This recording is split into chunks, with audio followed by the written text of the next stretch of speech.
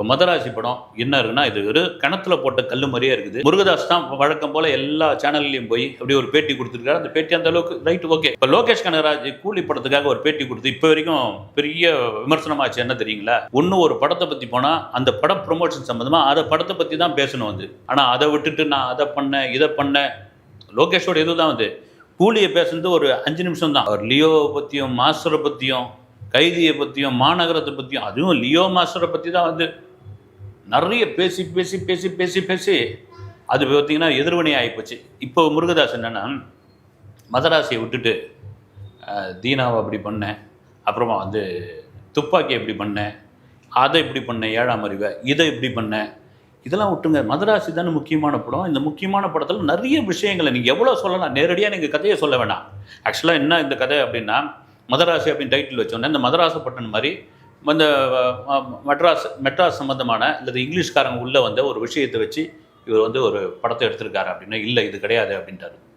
அப்போ வந்து வடக்கன்கள், நம்ம வடக்கன்ஸ் என்ன சொல்லுவாங்க பெரும்பாலும் வந்து மதராசி நம்ம எங்கேருந்து சென்னையிலேருந்து இல்லது எங்கேருந்து போனாலும் சவுத் இந்தியாவில் போனால் அவங்கள பொறுத்த வரைக்கும் மதராசி இன்றைக்கும் மதராசி தான். நான் கூட இடையில லக்னோ போயிருந்தப்போ பார்த்தீங்கன்னா மதராசி அப்படின்றாங்க வந்து அந்தளவுக்கு ஆச்சு. அப்போது வடக்கர்கள் சம்மந்தமாக இங்கே வந்த ஒரு விஷயத்தை கையில் எடுத்துருக்கீங்களா அப்படின்னா அதெல்லாம் கிடையாதுங்க. இது ஒரு துப்பாக்கி மாதிரியான படம், இது ஒரு துப்பாக்கி 2 மாதிரி அப்படின்னு அங்கே ஒரு பஞ்சை வச்சுட்டார்.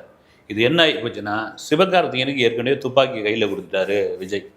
அதுலேருந்து அவருக்கு வந்து ஒரு பெரிய ப்ராப்ளம் ஆகிடுச்சு. அடுத்த விஜய் இன்றைக்கி தானா, அடுத்த விஜய் அடுத்த நீங்கள் பிடிச்சிருவீங்களா, விஜய் ஒட்டுமொத்தமாக வந்து சினிமா விட்டு இன்னும் போகலை, இன்னும் ஜனநாயகன்னு ஒரு படமாக இருக்குது அப்படின்னு அவரை போட்டு துவைச்சிட்டு இருக்கும்பொழுது, விஜய் என்ன வச்சு நடிச்சு கொடுத்தாருன்னா, குழந்தைங்களுக்கு பிடித்தமான ஹீரோன்னு ஒரு இது இல்லையா, அதில் வந்து சரி ரஜினிகாந்த் இருக்கார், இப்போ நாம் இருக்கோம், அதுக்கடுத்து சிவகார்த்திகேயன் இருக்கார் அப்படின்பொழுது நம்ம அரசியல் போலவரும் அந்த துப்பாக்கியை கையில் பிடிங்க சிவா அப்படின்னு சொன்னது தான் அவ்வளோ பெரிய விஷயமா அது மாறிச்சு வந்து. இதுதான் அதை போட்டு இது பண்ணிட்டு இருந்தாங்க. இதை தாண்டி இவர் என்ன சொல்லிட்டாரு முருகதாஸ், இது துப்பாக்கி 2 அப்படின்ட்டாரு.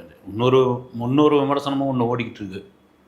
என்னென்னா, இந்த கூலி படத்தை பார்த்துட்டு ஆளாளுக்கு ஒவ்வொரு கருத்தை சொல்லிகிட்டு இருந்தாங்க, ஆளாளுக்கு ஒவ்வொரு விஷயத்தை பேசிகிட்டு இருந்தாங்க, ஒரு இது சொன்னாங்க, எதிர்வினையாக வந்து பார்த்துட்டவங்களாம் பாராட்டினாங்க. ஆனால் சிவகார்த்திகேயன் பார்த்துட்டு இது சம்மந்தமாக எதுவுமே சொல்லலை அப்படின்னு ரஜினி ரசிகர்கள்லாம் பயங்கர கொந்தளிப்பாயிட்டாங்க.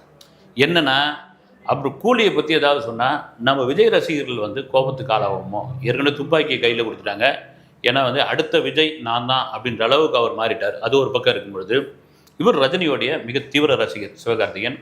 கல்லூரி காலத்தில் ரஜினியோடைய வாய்ஸை தான் நான் மிமிக்ரி பண்ணி அதுலேருந்து வந்தவன் நான் அப்படின்னு தொடர்ச்சி அவர் சொல்லிட்டு இருக்காரு. அதனால் இந்த கூலி படத்தை பாராட்டினோம்னா அவங்களுடைய ஏதோ சம்பாதிக்க வேண்டிய சூழ்நிலை வருமோ அப்படின்ற ஒரு பயமும் வந்துருச்சு அவருக்கு வந்து.